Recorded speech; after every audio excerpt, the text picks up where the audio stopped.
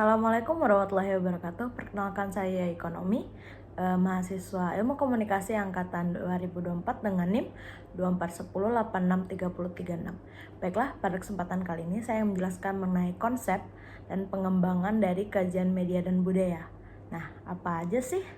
Nah, sebelum itu, kajian media dan budaya ini terbagi menjadi beberapa era dalam pengembangannya. Yang pertama ada era lisan, di mana itu berbentuk lisan ataupun omongan yang disampaikan dari mulut ke mulut.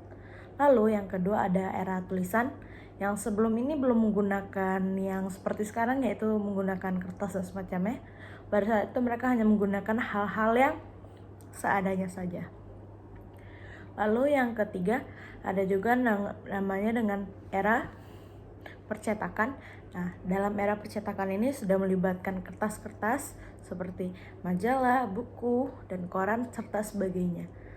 Lalu, era selanjutnya adalah era teknologi, di mana hal ini menunjukkan adanya pertukaran informasi dalam sejarah manusia.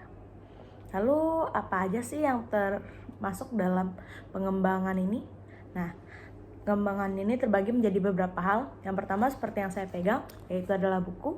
Buku pun terbagi menjadi beberapa jenis lainnya seperti novel, buku non-fiksi, buku motivasi, dan semacamnya. Dimana ini tidak terbatas ya, karena semakin seperti yang kita lihat, buku pun makin berkembang seperti buku memasak, buku hobi, buku skill, dan buku-buku lainnya. Lalu yang kedua ada majalah dan surat kabar.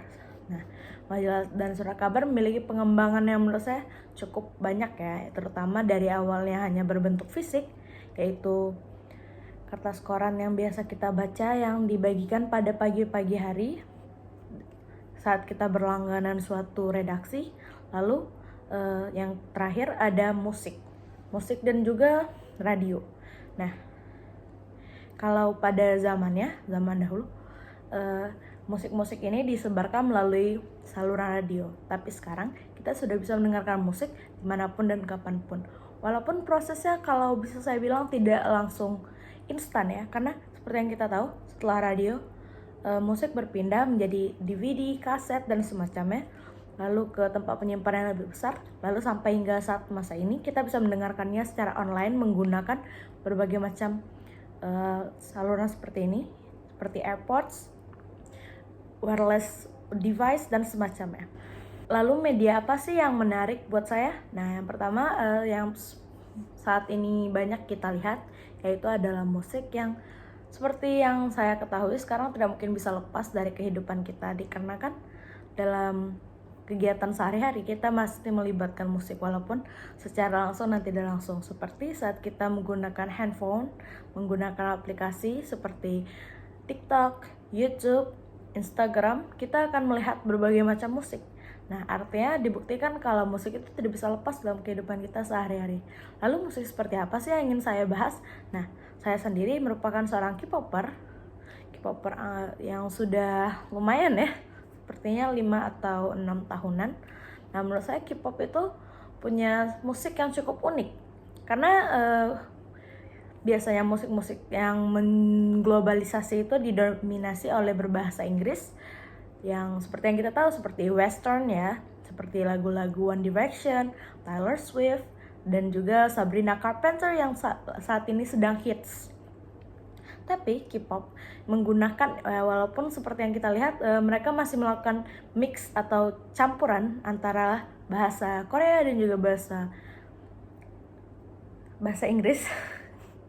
bahasa Inggris. Nah, meski begitu, budaya K-pop yang dipopulerkan ke seluruh dunia membawa dampak yang cukup besar seperti yang saya lihat, karena popularitas K-pop sekarang sudah mirip-mirip dengan western, di mana grup-grup dari K-pop ataupun Korea sudah mulai memuncak hingga ke tangga-tangga lagu di dunia. Nah, kalau saya sendiri, saya suka sekali dengan lagu-lagu BTS dan juga lagu-lagu ENHYPEN. Mereka merupakan anak grup dari agensi HYBE yang cukup terkenal karena mempunyai banyak grup lainnya. Menurut saya budaya musik ini adalah budaya yang cukup menarik ya, karena kita bisa mendengarkan musik dan secara tidak langsung kita akan menyebarkan budaya-budaya yang ada di dalamnya. Seperti di K-pop, budaya-budaya yang mereka masukkan ke dalam pembuatan video musik dari lagu itu akhirnya menyebar, dan orang-orang sepertinya ingin banyak tahu tentang hal itu, sehingga lagu-lagu ini, budaya-budaya Korea akhirnya dipopulerkan. Tetapi tidak jarang juga mendapatkan banyak dampak buruk ya, karena ya seperti yang kita tahu juga ini adalah hal yang wajar ya. Adanya ketidaksukaan seseorang terhadap sesuatu seperti K-pop yang bagi sebagian orang K-pop itu tidak cocok. Akhirnya muncullah perdebatan-perdebatan yang sebenarnya tidak perlu.